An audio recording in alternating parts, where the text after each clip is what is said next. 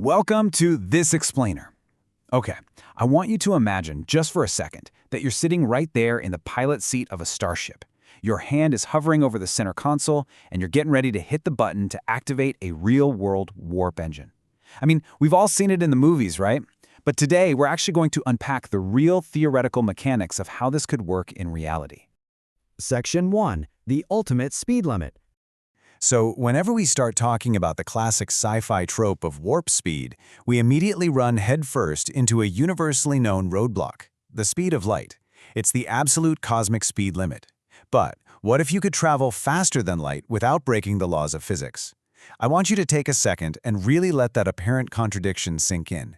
If the fundamental laws of physics dictate that absolutely nothing can move faster than light, how on earth could we ever hope to achieve it without breaking those very laws?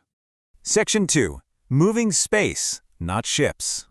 Well, here is where we find a massive, incredibly ingenious physics loophole that totally separates science fiction from actual theoretical physics. On one hand, we have the traditional idea of moving a spacecraft through space faster than light. As we know, that breaks the laws of physics. But on the other hand, we have the true theoretical concept, which is moving space itself. The crucial point here is that to travel these unimaginable distances, you don't propel the ship through the void, you propel the void around the ship. And this concept comes directly from what is known as the alcubierre drive. That's a theoretical engine concept where a spacecraft travels by moving the space around it rather than moving through space. Now, I really want to give this a moment of serious weight because we aren't just talking about movie magic or Hollywood screenwriting here. This is a concept grounded in real theoretical physics. The alcubierre drive literally flips our standard understanding of propulsion completely on its head. Section 3. Inside the warp bubble. Okay, let's dive into this and look right under the hood at the exact theoretical mechanics. How does this engine actually start and drive? Step 1, you compress the space in front of the ship. Step 2, you expand the space behind the ship. And Step 3, the spacecraft just rides inside that resulting space-time bubble. Think of it exactly like a surfer on the ocean. A surfer isn't swimming through the water at incredible speeds purely on their own power, are they? No. Instead, the ocean wave is doing the moving, and the surfer is just riding perfectly inside the pocket of that moving wave. By compressing the space directly in front of you and expanding the space directly behind you, you create a warp bubble. The ship itself isn't actually moving through that local space at all.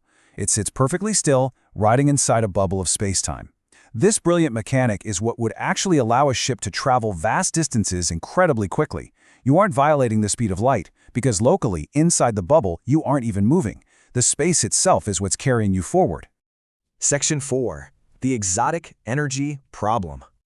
All right, it's time to come back down to Earth for a moment to look at a massive hurdle here. Enormous energy and exotic matter. The theoretical mechanics, yeah, they totally work on paper. But the energy required to literally bend space is absolutely enormous.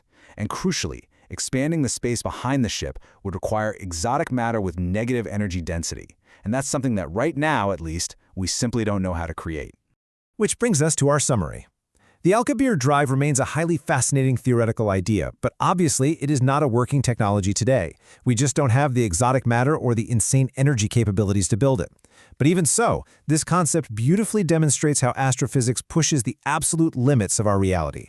It proves that human ingenuity can find theoretical loopholes in the very fabric of the universe.